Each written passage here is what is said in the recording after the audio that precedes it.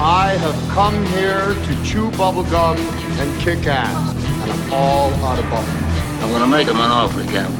Of the juggernaut, bitch! It's not a tumor. You are tearing me apart, Lisa! I have had it with these motherfucking snakes on this motherfucking plane! 2 chicks at the same time. I am the law! When you play the Game of Thrones, you win. You die. Oh, no, not the beast! Not the beast! Ah! Welcome back to Geek Speak Live, guys. We have a very special episode for you. We're going to be talking about Weird Al Yankovic, one of my favorite musicians of all time. I'm your host, Craig, and I'm accompanied by Travis Goss. How's it going? And Mike Payton. What's shaking, everybody? It's time to get weird. Yeah, it's time to get real weird. Weird Al. Al, you guys doing? I'm doing it. How about you guys? Ladies and gentlemen, we are live every Tuesday night, 8 p.m., and if you would like to join in on our conversation, please call us at 760-512-7247. Let's open it up with one of Weird Al's first movies, UHF. His only movie, I think. It was his only movie. Although he did make some guest appearances in some of the Naked Gun films. Right. Well, yeah, he also wrote the soundtrack to that too, right? Or like parts of it. That was Spy Hard. Oh, Spy Hard. Yeah, the one that sucked. The Leslie Nielsen movie that I didn't like. That's very fitting that he was in the Naked Gun movies, because a lot of UHF reminded me of the Naked Gun. I had never seen UHF before, so this was my first time of it, and it had that very 80s satirical feel, very similar to the Naked Guns or the Airplane movies. Yeah, I can see that. And I will agree about Spy Hard. That movie was pretty bad. The only thing that made the movie great was the theme song. It was beautiful. And also, I think another interesting fact, too, Weird Al actually contributed to another film in the early 80s, Johnny Dangerously. He actually wrote the theme song for it. That's a really great movie. If you guys haven't, if you love 80s comedies, I mean, this starred Michael Keaton. It took place in the 1930s, and it was one of those parody-type films where they parodied a lot of those movies from that time frame. It was so damn funny. All right. Well, going back to UHF, yes. What's the overall theme? What's UHF about? Well, essentially, Weird Al is a going nowhere in life young fellow who is just bouncing between job to job, working at a fast food restaurant or a dumb type of hourly thing he's getting, not really finding that great, fulfilling part of his life. And his woman is starting to really get on his case. But by a local television station, UHF station to be exact, something that I don't even think exists anymore. Back in the day when you shot television through the rabbit ears, TVs had the rabbit ears instead of actually plugging a cable into it. That's what this was back when that was still popular. We had to have your brother stand on the fucking television set. Yeah, wrap himself in tinfoil. Yeah, that'll help it. Just go. Yeah, we got to get that channel. But he ends up getting in charge of one of those stations, a local access type deal, and it's his job to bring the station up because it's on the verge of bankruptcy, and he has to give it a whole new lineup that's going to make it entertaining and fulfill it. And that's essentially what it is. And he has a rival, bigger station that's trying to keep him down and them going back and forth. But really, this movie isn't about story. It's about the comedy, and it is what Weird Al brings to the table. One thing it absolutely reminisces of, I said it makes me think of the Airplane comedies, but really just 80s comedies in general. I mean, I would even compare this to like a Bill and Ted's Excellent Adventure or a Ferris Bueller's Day Off, in the way that the comedy is so cheesy. There's nothing really dirty going on throughout the film. There's no dick jokes. There's no heavy violence other than stuff that's extremely silly, like the guy on the one show, he's displaying him cutting on a table saw, and he cuts his finger off, and it's the comedic amount of blood shooting out. It's not like super disgusting or anything like that. My dad used to have had a T-shirt with that image on it, and I remember that when I was a kid. Most of the comedy I noticed comes from setting up a joke in which you think you're expecting a certain thing to happen, and then the complete opposite happens. Like, the best example I can give it for is when they're first getting to the UHF station and they're trying to build up the fact that it's in the wrong part of town. This homeless-looking guy comes up. He's like, change?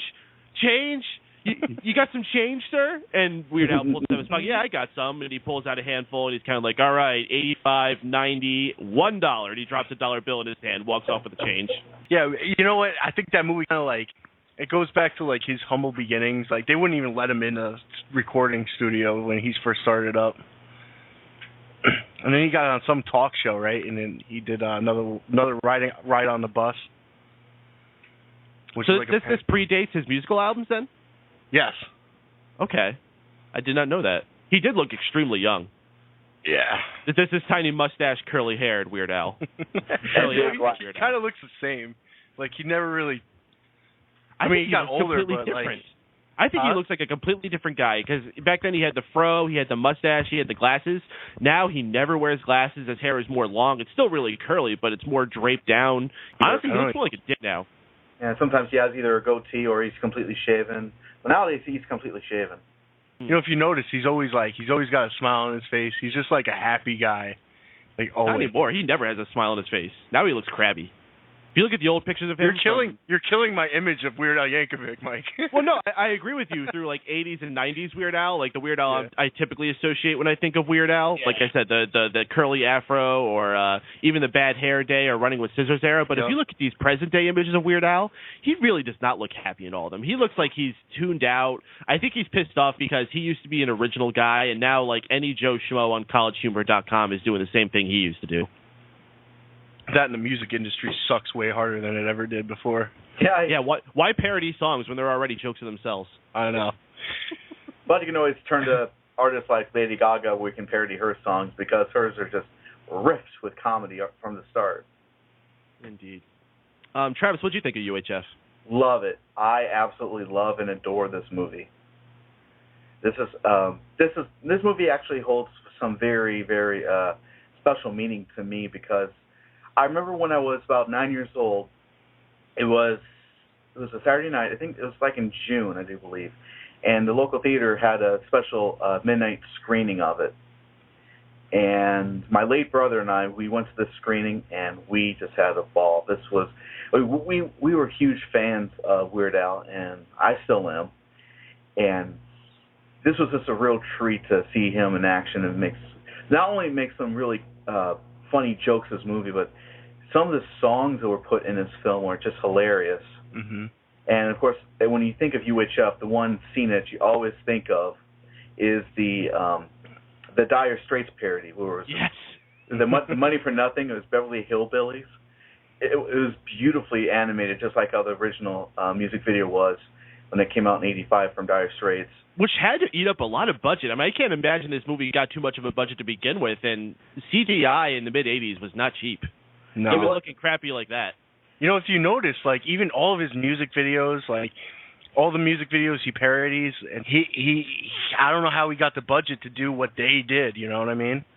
He had somebody in his pocket. I don't know who, but somebody was backing him up. Yeah, Orion Pictures, and they were really riding high on UHF to really pull them out of their financial slump, and unfortunately this movie didn't do so on the box office, but made a huge cult following on home video. Yeah, what do you expect? You know, it's not like one of those serious films. It's not even a serious like comedy. It was kind of comedy where it was clean comedy. Although the one scene where the one guy cut off his thumb, but apart from that, it was good, clean humor. And I think it was, yeah. Well, that's what he always just slightly edges on the line. You know what I mean? Once again, early Weird Al, yes, but I took the time to listen to his entire discography this week. I just put it on play, and I noticed the later you get in his career, the dirtier this guy gets. Yeah. When the movie first became available on DVD, the very first thing I had to do, since I've seen this movie thousands of times, I went straight for the commentary.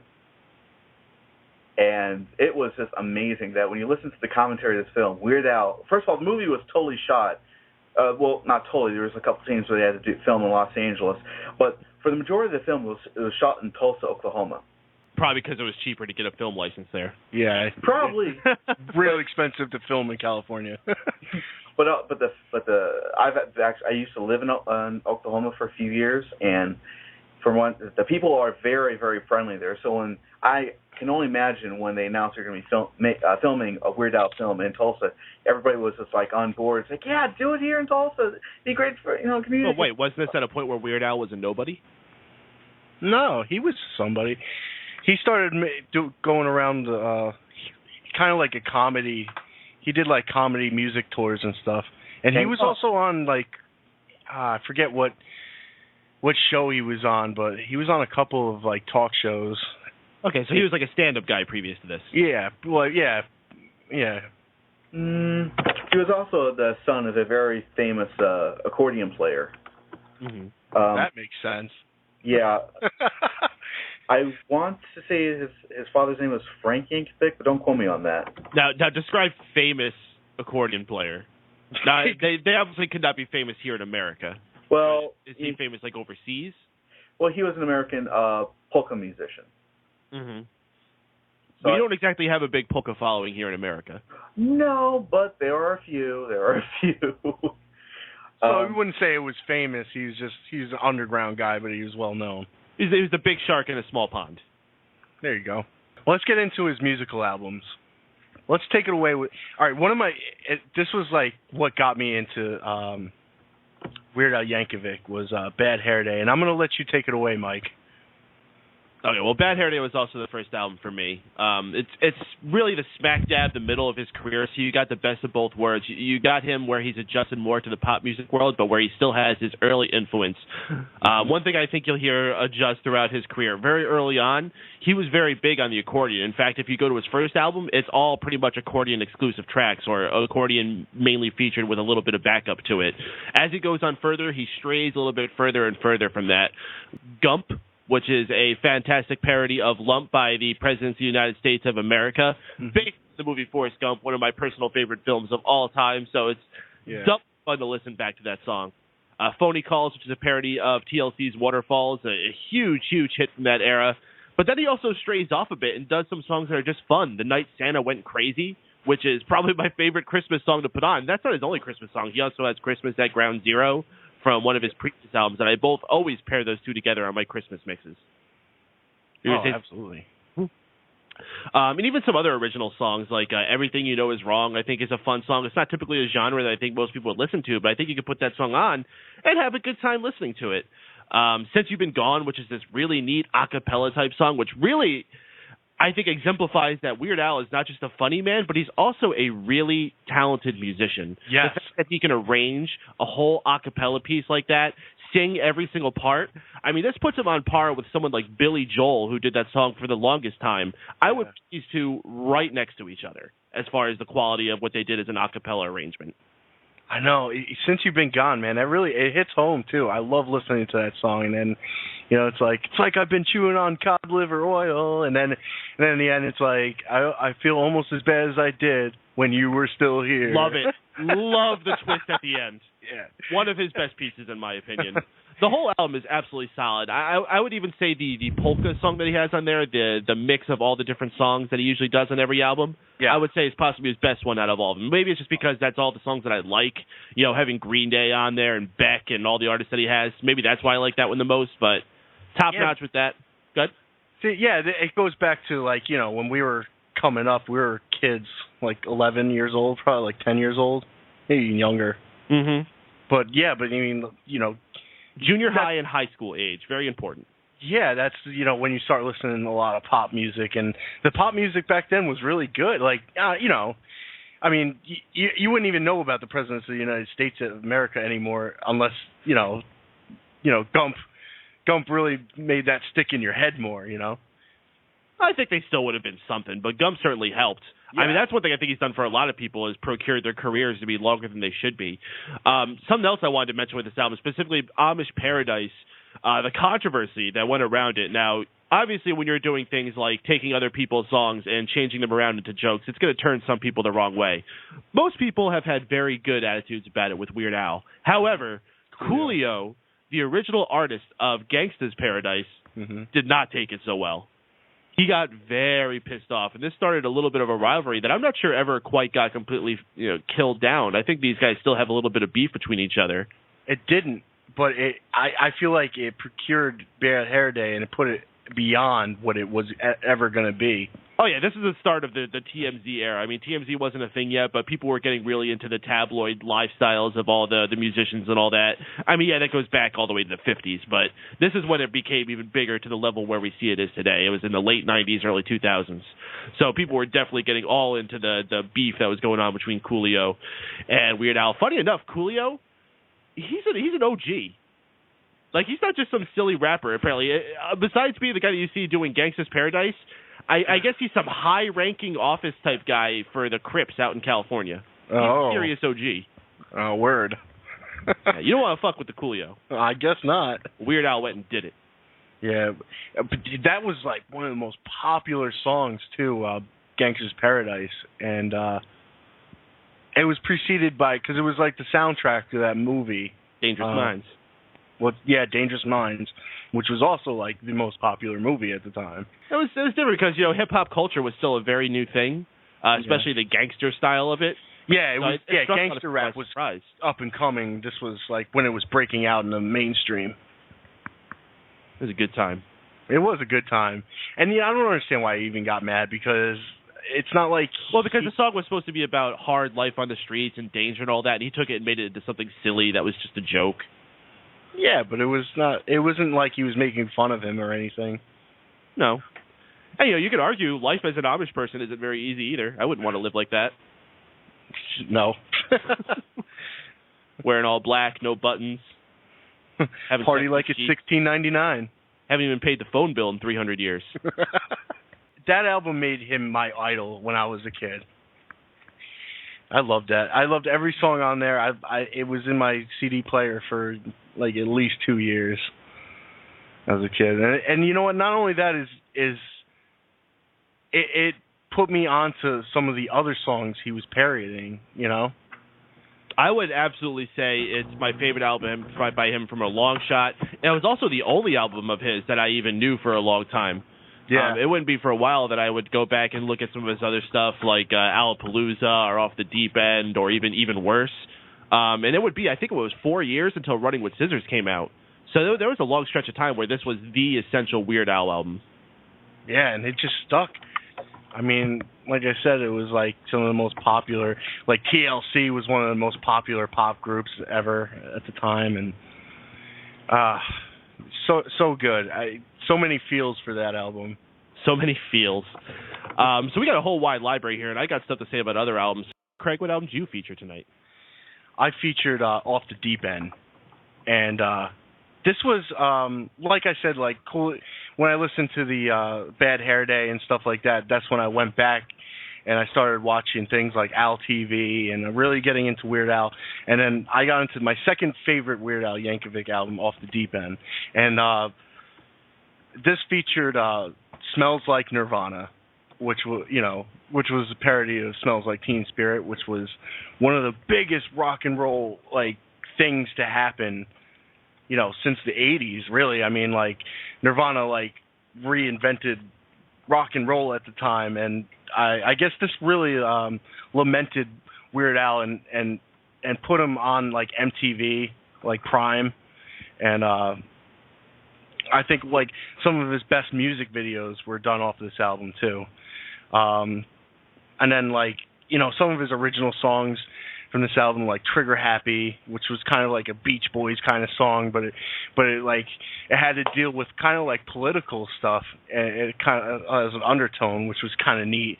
And some of the other songs, like there's a lot of like pop stuff that I didn't really know, because I didn't really grow, like I was too young to really listen to these songs, like Milli Vanilli. Like I never got into Milli Vanilli. I'm a little young for that. Well, I can tell you, before I even knew who Weird Al was, me and my cousins were singing, oh, oh, oh, oh, Oreo. And we never knew where that came from. We were just singing it because it sounded fun. Yeah. Yeah, Oreos. Oh, Oreo. Or like commercial. Yeah, or like the White Stuff with the New Kids on the Block parody. And New Kids on the Block, that was a big joke, and I'm glad he decided to spoof them and stuff. And like you said, like that's another album that's just a good time to listen to. And again, like his polka melodies for that were really good. Oh yeah, you can find any of his polka All of his albums have polka parodies. Actually, that's not true. The very first album, funny enough, does not have a polka. Well, that's a lot of polka on it anyway. Yes, it's pretty much a polka album in general, but there's no like medley of multiple songs brought together like there is in the other ones. It's the only one. Every single other one does. Yeah, that's true. I like this one because he did like Dr. Feelgood on Motley Crue, Vanilla Ice Baby, and just a lot of really cool songs. Metallica, Enter Sandman, and it's funny listening to like in the polka. It's just because it's such a dark song. I don't know. It had me rolling on the floor laughing, even to this day when I listened to it a few days ago. Yeah, I think I recall that polka started out with the Rolling Stones. It's Only Rock and Roll, but I like it. Yeah. So let's go back. Oh, no, that's wrong. That was UHF. Sorry. Yeah, I'm sorry. Well, Travis got cut off before. We'll go back to the album that he had. 1984. Weird Al came out with Weird Al in 3D, his second album, and it featured some of the more popular songs. Like we had "Eat It," which was a parody of "Beat It" by Michael Jackson. We already talked about that. And let me see, "I Lost in Jeopardy," which is a parody of "Our Love's in Jeopardy" by the Greg Kihn Band. And let's see what else we have here. Yeah, a lot of really great songs on here, and like 50% of them was parodies, and 50 was original music, and some of the originals kind of lampooned some of the more popular bands or music styles. Like for instance, we have the song that's on. It's like the seventh track of the whole album. It's called Mr. Popile, something like that. And the way Weird Al sang the song, he sang it like the B-52s. And this is like before I knew what the B-52s were, but I was still quite young. I didn't really know what the band was until, what was the name of that? Love Shack? Oh, yeah, Love Shack, and there's another song in there. But this is before I knew who the Rock Lobster? Rock Lobster. I always think of the Family Guy thing when he sings the Rock Lobster. Rock Lobster! I'm sorry, go ahead.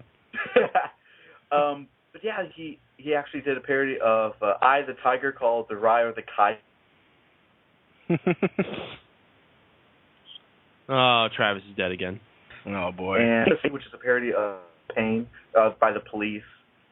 And this one also had one of those polka medleys. It was called Polkas on 45. Man, that has a lot of good polka on that one. That track. A lot of good polka. A lot of good. I like what's good polka.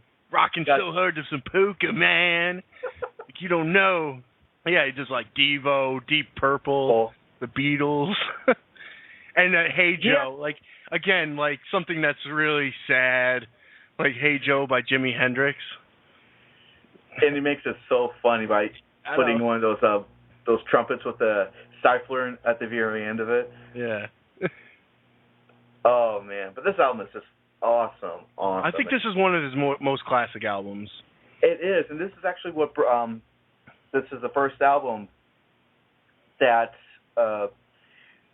pretty much where it was like the kind of parodies what we have in future albums and up till today, whereas the first one was, like we said before, was all strictly like accordion with maybe some sort of percussional background or something, or accompaniment.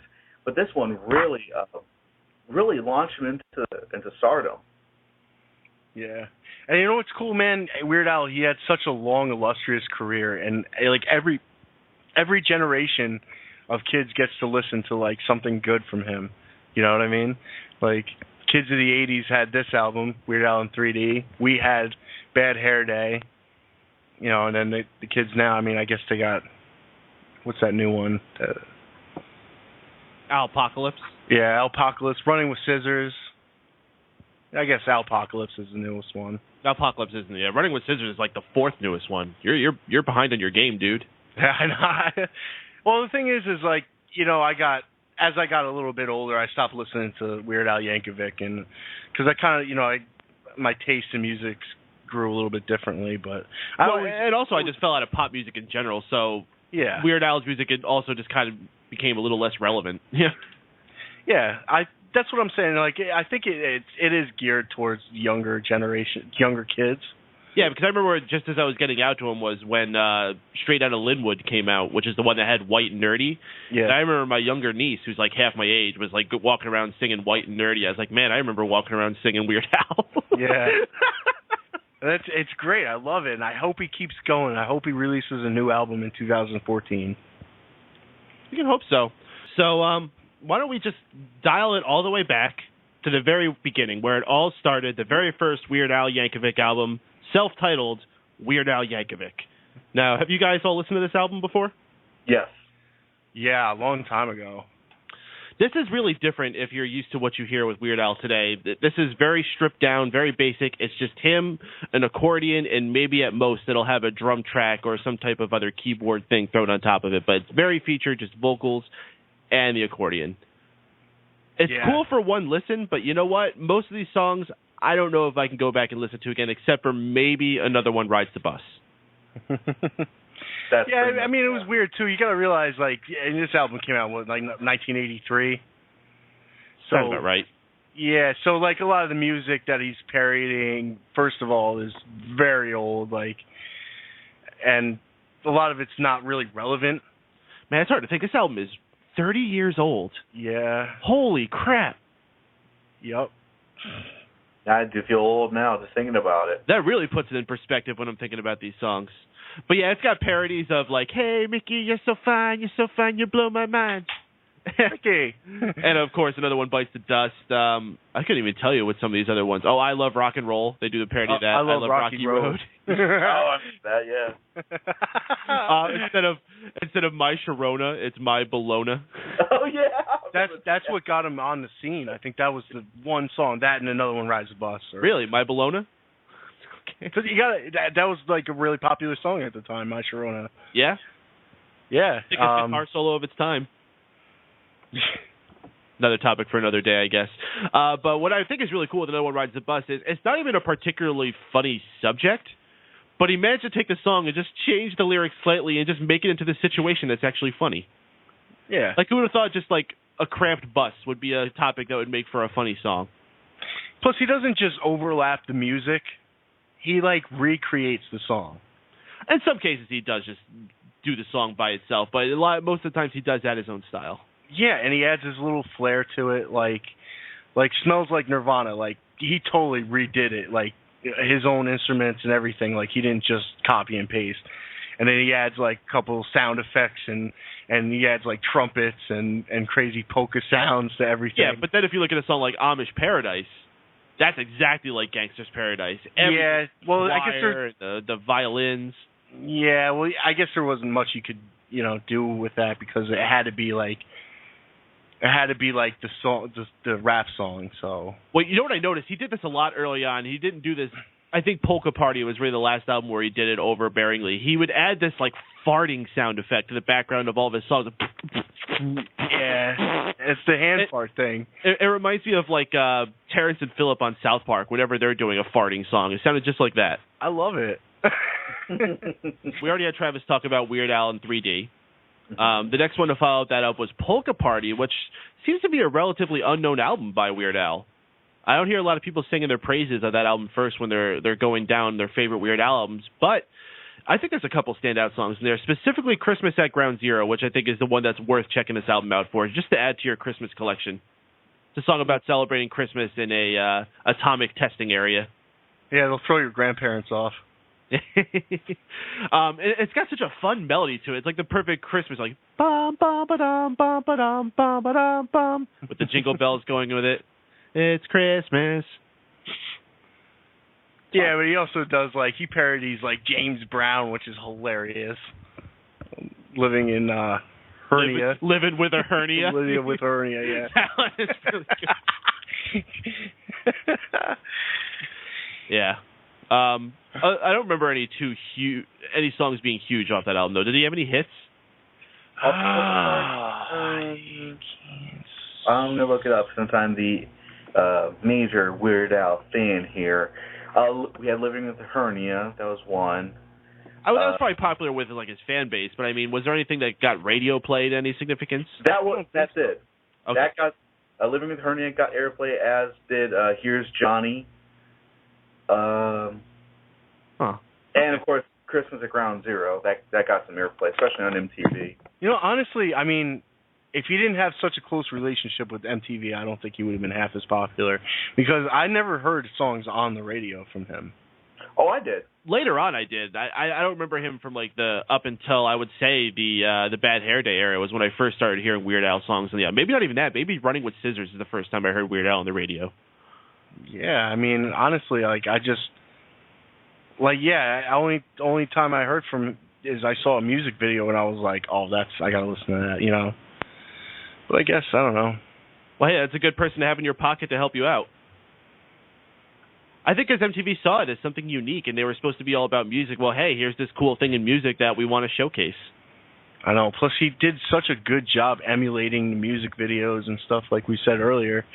And it's generally really funny stuff. Well, I think that'll transition us perfect into his next album, which is titled Even Worse, which everything down to the cover is a parody of Michael Jackson's Bad album. And, of course, the title track from, well, I guess not the title track of it, but the parody of the title track from it is called Fat. Yeah. And even into the video is pretty much an exact creation of the Bad video, only he's in a fat suit. Shamu. I do love that costume he's in. It's so perfect. And Michael Jackson had the wackiest outfits. Like in Eat It, he wore that shirt with the piano keys on it. That's right. Yep. Lots of great parodies on this album, though. Oh, yeah. I think my favorite one is the one that's a parody of I Got My Mind Set on You by George Harrison. Yeah, it's making fun of the fact that it's such a simple pop song by just going, this song is just 6 words long. I know, it's like 3.5 minutes long. It's just 6 words long. Like, good God, man. I like how he takes little pop shots like that. I'm actually curious what George Harrison thought about that. That's a Beatle you're taking a shot at there. Yeah. But then even some of the simpler ones, like he did the parody of La Bamba with Lasagna. Mm-hmm. Or Moni Moni with Alimony. Yep. Dare to Be Stupid was the next one. You were talking about the music video for that. I don't remember the Dare to Be Stupid music video. It's crazy. It's all colors, and then like they're wearing cones on their heads. It's funny. Listening through his entire discography here, Dare to Be Stupid, I think, was the worst album of them all.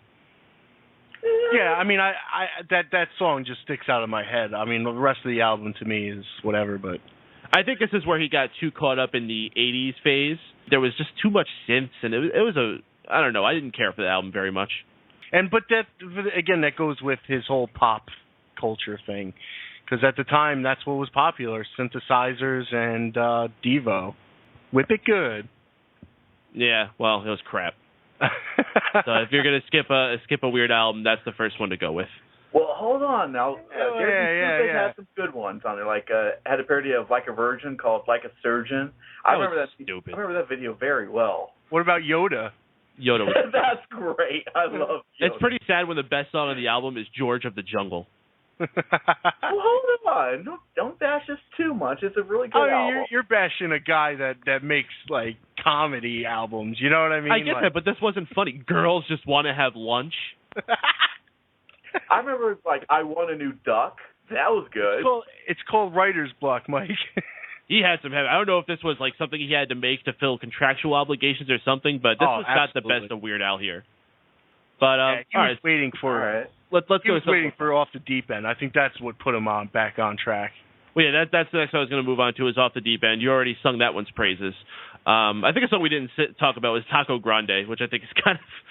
It was almost like the obvious joke to make with Rico Suave, so I'm glad he took that route. He wasn't afraid to make the obvious one. Alapalooza, which I think is famous for, if anything else, its cover of the Jurassic Park symbol, but with Al's head superimposed on top of it. Yeah, which was perfect because that's the exact year that Jurassic Park came out. Mm-hmm. So I mean, I don't think he would have came up with it otherwise. No, you don't think so? I mean, the book was out. Screw you, man. Thanks, Captain Obvious. That's true. I don't know if he would have gone off the book. I don't know if the book had that type of popularity, but no. I mean, he does have the song in there, Jurassic Park. He also has a song about the Flintstones. Yeah. Kind of interesting. He has a song about how he cannot stand the Achy Breaky Heart song. And specifically, don't play the Achy Breaky Heart song, but it's to the Breaky Heart. Achy Breaky. Yeah, I hate that song too. Yeah. If I have to listen to it, I'm going to listen to that version now. Yeah, the Bedrock Anthem. That's right. Yeah, that was Under the Bridge and Give It Away. That's right. Yeah. Oh, It's like, yabba dabba yabba dabba dabba. Do now. Dude, I loved that Red Hot Chili Peppers song too, and I saw him do that. I was like, yes. I think my favorite song of that album, though, is his parody of Living on the Edge, which is about how something in the fridge has been in there getting so moldy for so long that it's become alive, and it's called Living in the Fridge. Yeah. Living in the fridge. You know, we all got something like that living in the fridge. I think I got a ham that's been in there for like 6 weeks. A hand or a ham? A ham. We're going to go with that. Okay. I think that's a better thing to admit here. Next, I would say, is where Weird Al really became an explosion, at least for us, was with Bad Hair Day. I already went on about that one. Followed that one up with Running with Scissors, which I think was an excellent 1-2 punch. It was, but unfortunately, that's about the time where I stopped listening to. It is. We'll go about the fall afterwards, but let's just talk about Running with Scissors, because I think from top to bottom, this might be his best album, honestly. It's one of. The Saga Begins, which is his Star Wars version of American Pie. I would listen to that before I would even listen to American Pie. Because that's a long song. That's an 8-minute song, and he didn't shy away from the length on his version either. He kept the full length of it. No, 5.5 minutes. Oh, whatever it is. It feels like 8 minutes because the it feels song like 8 should not minutes. be that long. I don't know if he... Well, but yeah, I mean, it was really good. It was done really well. I mean, American Pie is a great song. It's a classic. It's a classic, but I can't listen to it all the time. Yeah. It can't be in my regular rotation. Like that and Freebird, like, yeah, they're cool. I don't want them playing all the time, though. Stairway to Heaven, though. All That's day long. Inagata Davida, can't do it. Just shorten your damn songs. People think you are. You're not Broadway play artists. Knights of Sidonia. One of the songs that kind of annoy me on it is Pretty Fly for a Rabbi. Yeah. Which is their Pretty Fly for a White Guy parody. I think it's just the voice. It's the, how you doing, Bernie? I can't believe they even did that. Like, that's what they're going to do as a representation of Jewish people. They're going to have a woman come in, how you doing, Bernie? He could get away with it, though. But talking about the Offspring at the time, man, that was like, they were like one of the biggest things. Pretty Fly for a White Guy was one of the biggest songs. It was. Oh, they were huge. If you remember MTV's Top 10, whatever, with Carson Daly. Oh, that song. That song was like TRL. on the TRL. That song was on the top 10 for like 2 years. No, well, it just got constant play anyway. I mean, that was one of the biggest songs of that summer, and it gave Offspring I mean, they had somewhat hits before, but it gave them a good career for that entire album and the albums to follow. Yeah, it made Americana really shoot off the charts. But you know, Smash was good too. But getting back on topic. Well, the biggest hit off that album was obviously It's All About the Pentiums. Yeah. Fantastic. Another one that I would prefer to listen to that one over the original, but that's only because I'm not a huge hip-hop guy. But, man, does he go hard in that song. Like, he takes this topic about running down how good of a guy he is at his computers, and he runs to the fucking moon with it. And I like the fact that he parried the remix version. Oh, absolutely. If he did the standard one, I don't think it would have the power that it does. No. It's that driving guitar that makes it so much better. Yeah, and Weird Al, he's more of a, like, he does rock and roll, like, really well. That's why, like, Eat It was really good, you know, because it had a lot of rock and roll in it and the guitars, and you could tell he's into that sort of thing. He likes the mix between, you know, pop and rock and roll. Yeah, but then unfortunately things did not stay so hot for him after that. Poodle Hat is an album I knew that was out. I never really bothered to check it out, though. I was kind of phased out of Weird Al and pop music. I went back and listened to it now. It's not bad.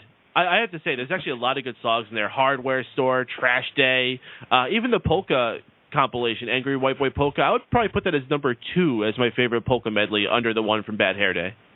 Yeah, I never actually listened to it. I never even knew this album existed.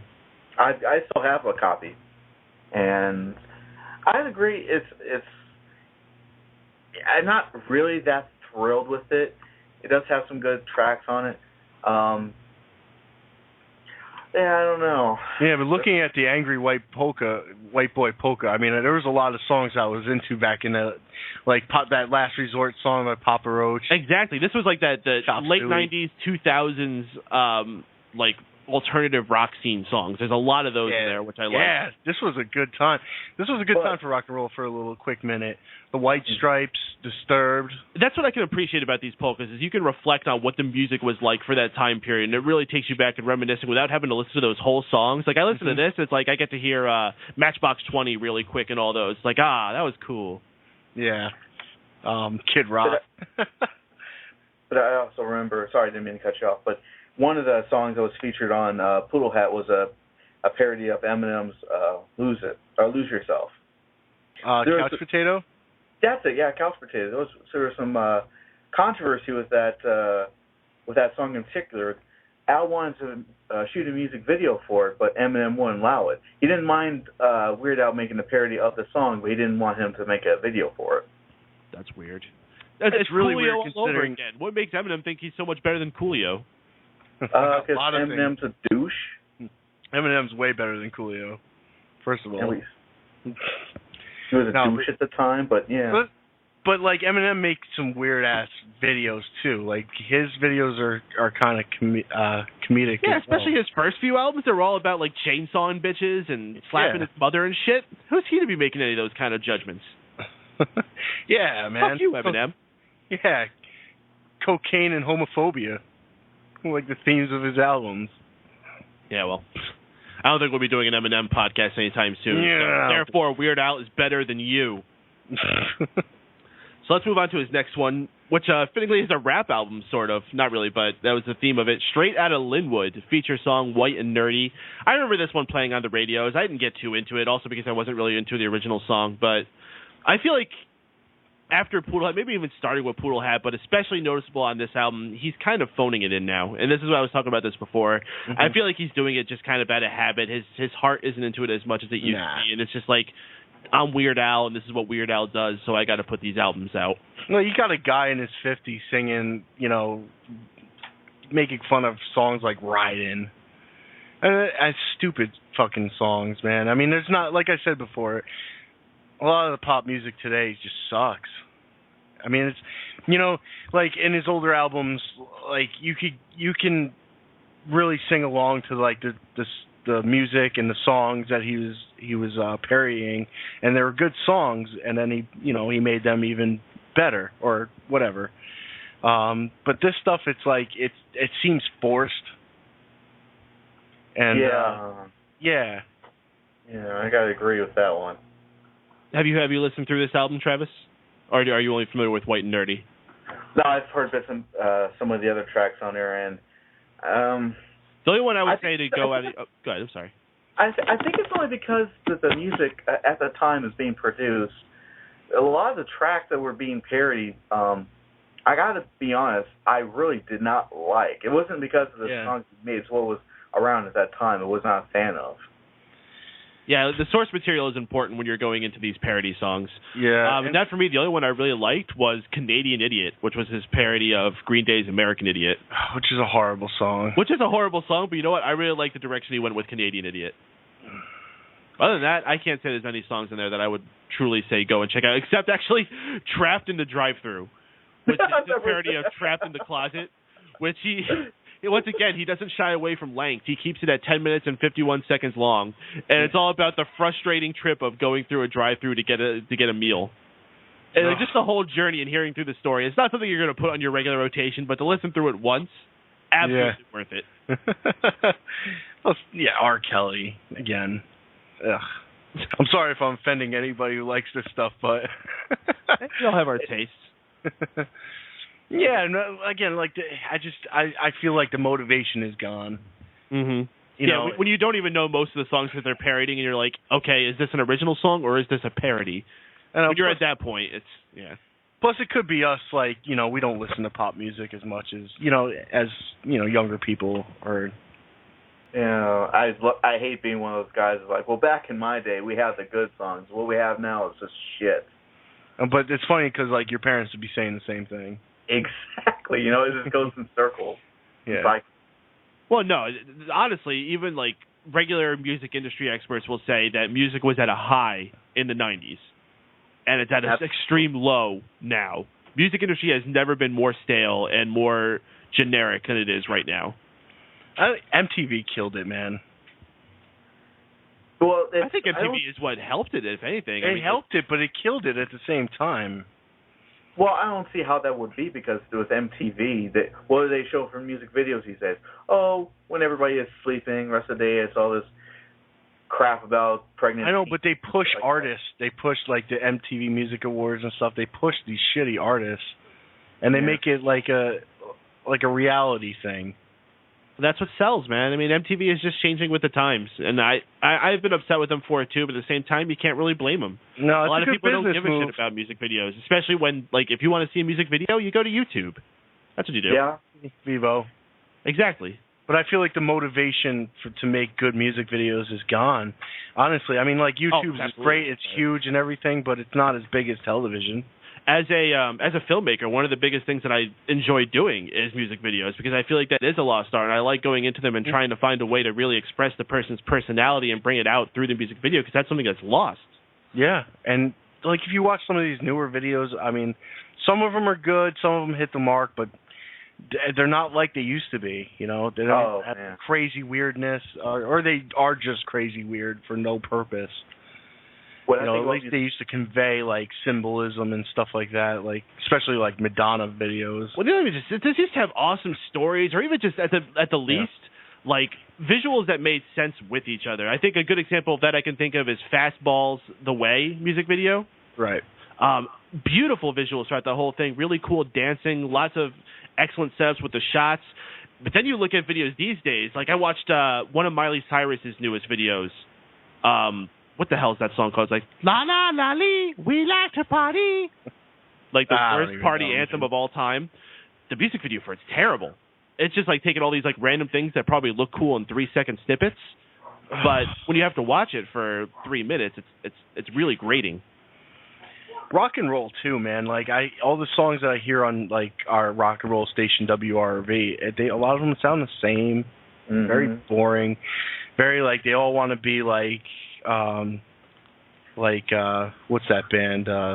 Pearl Jam, or it's boring shit. It sucks. Yeah. Well, go ahead, Travis, before we move on. I was just gonna say, I know we were saying about how Weird Al's music now isn't as good as it once was, and that's the same can obviously be said about the music industry today. It's all being like just forced. It's manufactured. It's more manufactured now than it has ever been, and also like I've had this really good conversation with my parents the other day about music, and anybody can actually walk into a recording studio. They can be like the worst singers in the world, and they come out singing like Madonna or, God forbid, Frank Sinatra, because it's all being generated through a computer, and that's supposed to pass off as contemporary music, and it's pretty sad that the music today has absolutely no substance, no. I want to destroy auto tuners. Yeah. I just want to take every auto tuner and then like Sleeping Beauty-fy and burn it all in the street. It just has nothing there. It's bland. It all sounds the same. There's no soul. It actually goes back to that song by Bob Seger, Old Time Rock and Roll. And when you think about the lyrics, that's how I feel today about what music that I love and the stuff that came out years and years before when it was so inspiring and it was so moving. Yeah, there's no motivation to make anything that's like really meaningful. In fact, the last album I actually heard that had any type of meaning to it, and I'm sure I'm going to get a lot of hate from this, some disagreements, but Pink Floyd's The Division Bell. That was the last album that I listened to. What? Whoa. Are you serious? No. I'm serious because there's a lot of stuff that came out later on. I mean, okay, like nothing, really? Okay, well, what about One Republic? Perhaps they had some good songs like Apologize. I love that song.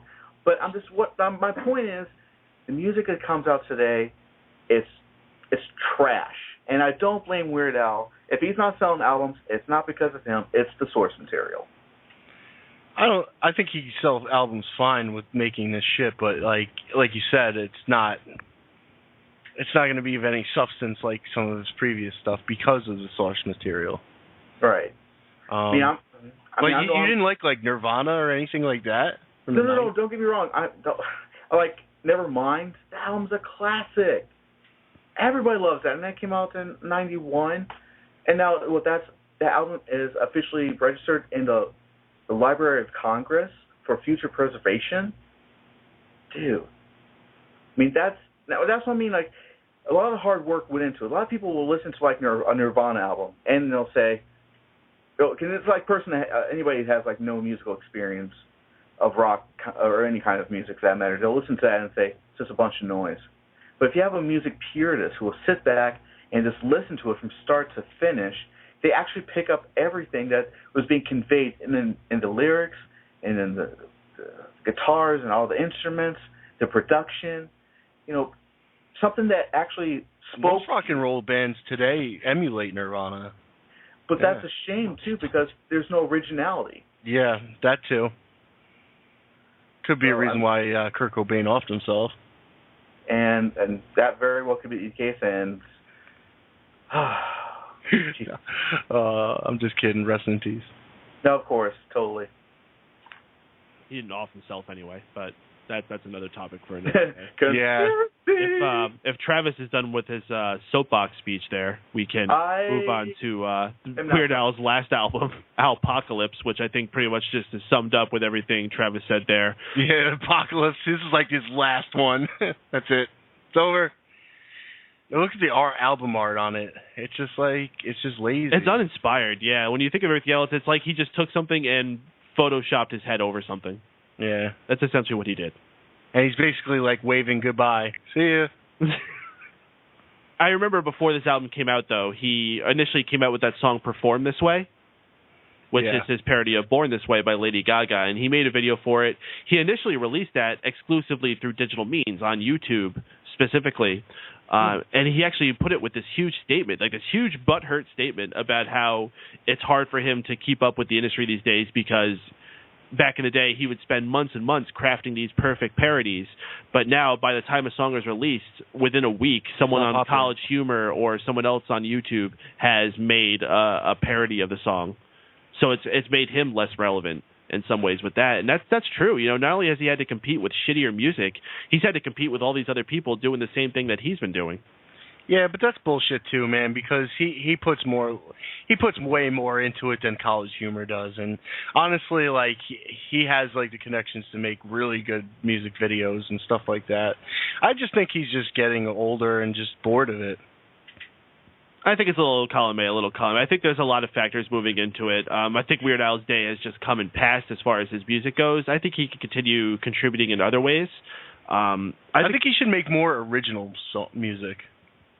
I think that would be a great thing for him to do in his later days. Stop doing the comedy thing. I think he could actually genuinely make some cool music. And if they still want to have quirky lyrics, that's fine. Yeah. If he wants to be something more along the lines of like an Alien Ant Farm, where it's like making their own music, like Tenacious D, or Tenacious D even, yeah, that's fine. But I don't know what he's doing now. The last two albums, I would even say, the last two albums were pretty lukewarm. Yeah, like I didn't even know about Alpocalypse. It's been out for what, 2 years now? Yeah, 2011. Like I said, I'd like to see him do something. I'd like to see him break out, but it's tough, and it's got a lot to do with the current music industry, like you said, and the internet. Maybe if he did something along the lines of Al TV on YouTube. Well, anytime he does like Al TV, you've seen that on VH1. The same time that Weird Al does any Al TV specials is you can usually find it on VH1. MTV really doesn't do that stuff with him anymore. Yeah. Well, no, unless Weird Al is like going into a rehab center, they don't give a shit about him. Yeah, I'm telling you. True. He's not a 19-year-old chick, like Miley Cyrus, who's just a train wreck, and it seems like that's what they want anymore. It's just terrible. All right. Well, before we go into that again, you wanted to talk some about Al TV, actually, Craig. So that'll take us into that. Yeah, LTV was great, man. It was just this running, ongoing MTV series where he would, showcase all of Weird Al Yankovic's music videos, and in between, he would have little commentary sections where he would talk about the songs, talk about the original songs, talk about the parodies, and just do silly things. And it was just like, growing up, it was just like one thing that I looked forward to watching as a kid. Because, his music was just so fun, and it just puts you in a good mood, and then, like, all the music videos that he did were fantastic, and not only that, it put me onto a lot of bands and music that I wouldn't otherwise have never listened to. Like who? Like 9 Inch Nails. Really?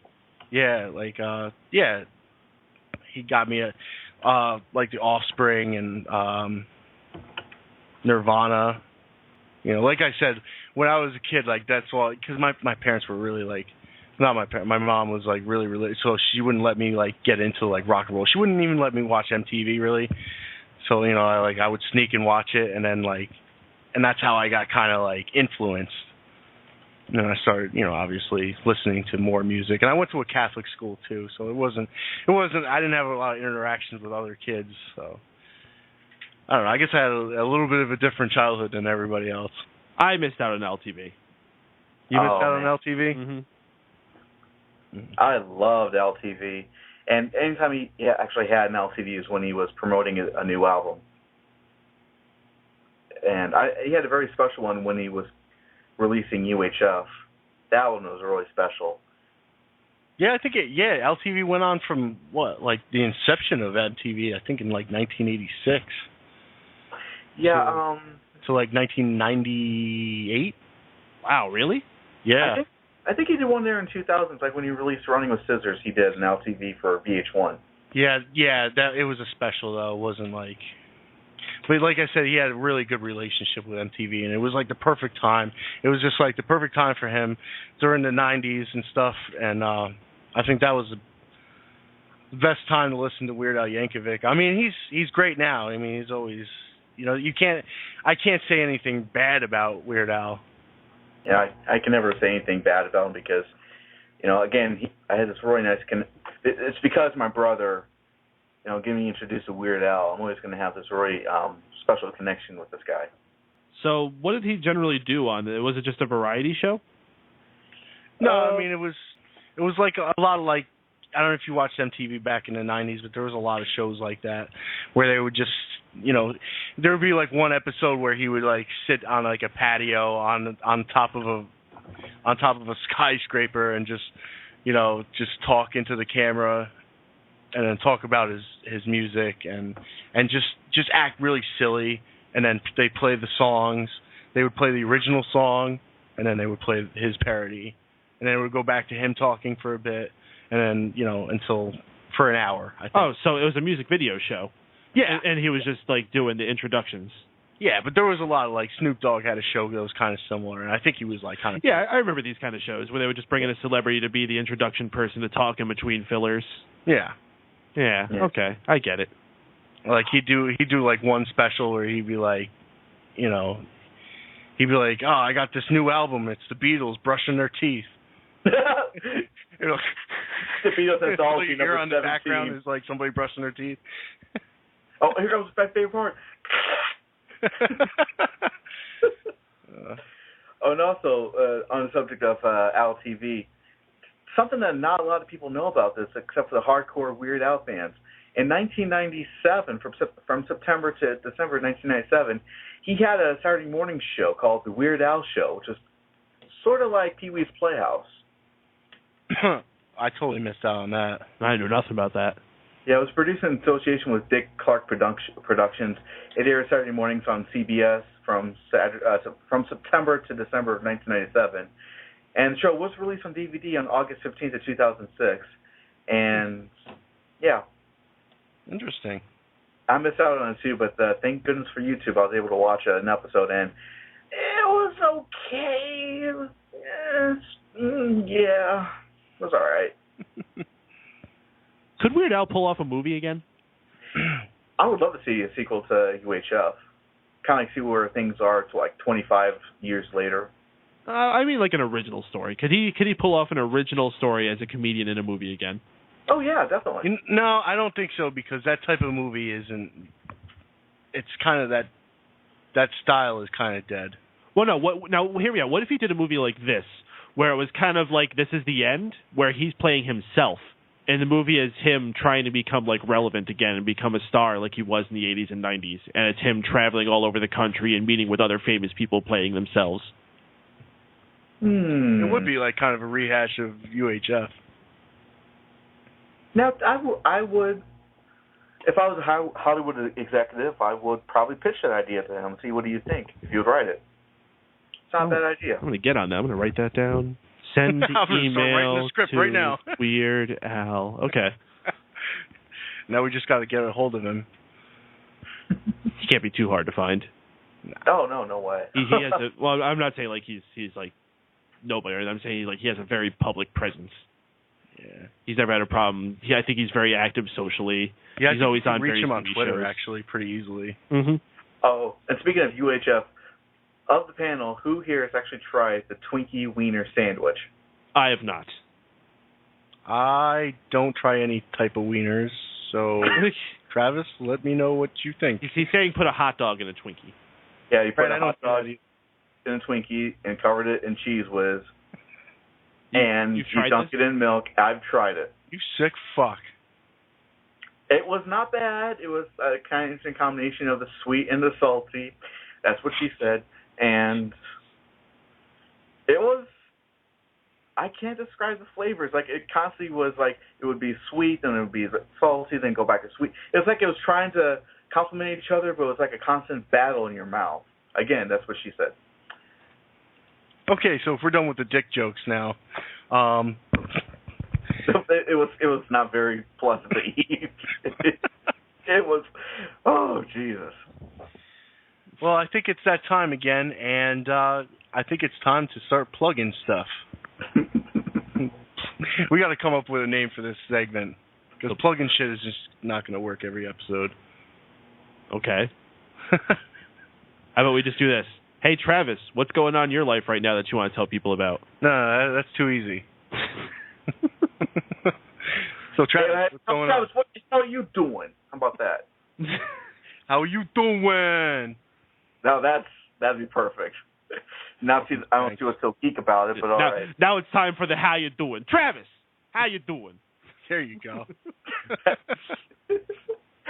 Oh, Christ. There's a restaurant by me called Mama Teresa's, and they're one of those really fancy Italian pizzeria / sit-down restaurants, and they have a long list of different subs that are called like the Don and New Windsor's Finest, but they definitely have one that's called the How You Doing. Nice. So if you're ever in New Windsor area, check out Mama Teresa's, and in honor of Geek Speak, get the How You Doing. Travis, how you doing? Going fine. Going to be, let's see here. I got two channels in YouTube. I got one that's youtube.com/rose-colored-reviews, which is the show I take a look at classic video games, television shows, and movies. And through rose-colored lenses, I see if they still stand the test of time. Working on a review for Cartoon All-Stars to the Rescue. I really hate this damn special, but I'm going to review it. So I'm working on a script for it right now, and also I'm working on Skull Monkeys for my other YouTube show, Rose-Colored Let's Play. And that's at www.youtube.com/rose-colored-let's-play. That's going to be coming to you real soon. I apologize for the delay, folks. A lot of personal stuff going on with me, so thank you for hanging in there for this long. I will get something to you here real soon. And also, Saturday nights, I co-host with Michael Burhan and other really awesome panelists for another show on MegaPowersRadio.com. It is I Got Gameplay, and that's on Saturday nights, 8 p.m. Eastern, 7 p.m. Central. If you want to get a hold of me, go to my Facebook page at www.facebook.com/rose-colored-reviews, and I'm on Twitter at TravisGoss79. Go check it out. Okay. David, David, who the hell is David? Sorry about it. Craig! David has been on this show in like 3 months. What are you doing? Sorry about that. I keep getting these names mixed up. I've had a hard, long day. That's what she said. So, Craig, how you doing? Whoa. I'm the host here, all right? All right? I decide how they're doing, all right? All right. So, Mike, how you doing? Oh, I'm doing all right. You know, these are the things I'm doing, all right? I'm the president here at Mega Powers Radio. Oh, I can't keep that up. Please, guys, stay tuned to everything that's going on here at Mega Powers Radio. We got awesome stuff going on almost every single night, but as a matter of fact, currently we have Thursdays and Friday nights open on the station that I am looking to fill. So if you are a podcaster out there, or if you have an idea for a show that you might potentially want to start up, please get in contact with me at mike.payden@megapowersradio.com. That's mike.payden, P-A-D-E-N, at megapowersradio.com. Talk to me. We'll see if we can make something cool happen, because this station is just freaking awesome, and it'd be great to have some more people involved with the family. Right now we have shows affiliated with wrestling. We have video game shows. We have general geek culture shows like this. We just started up a fresh new animated show. One about Japanese anime called Addicted to Anime. That's now on our YouTube channel, so check all that out. Please, folks, just stay tuned to everything, megapowersradio.com. Also, check out my wrestling website, keepingkayfabe.com, affiliated with all things retro wrestling. And if you want to follow me personally, I'm on all social networks with the username MRPADEN. That's MRPADEN. Thanks, y'all. I'm doing good. That's how you plug shit, guys. All right, folks. Please tune in to Geek Speak Live every Tuesday night. We're on at 8 p.m., broadcasting out of Mega Powers Radio at www.megapowersradio.com. And you can also hear our archived versions of the show. Just subscribe to the official Mega Powers Radio YouTube channel at youtube.com/megapowerradio. You can also subscribe to us on iTunes and Stitcher Radio. Just search Geek Speak, and please rate and review and help us, reach the top of the charts, and that would be a great help to us. We love hearing from you guys, and as always, you can also find us on fanboysanonymous.com. Please, guys, interact with us through Facebook at facebook.com/GeekSpeakLive, or email us at geeksack@megapowersradio.com. Again, thank you very much, and have a wonderful evening. I have come here to chew bubblegum and kick ass, and I'm all out of bubblegum. I'm gonna make him an offer again. Of the juggernaut, bitch! It's not a tumor. You're tearing me apart, Lisa! I have had it with these motherfucking snakes on this motherfucking plane! 2 chicks at the same time. I am the law! When you play the Game of Thrones, you win. You die. Oh, no, not the beast! Not the beast! Ah!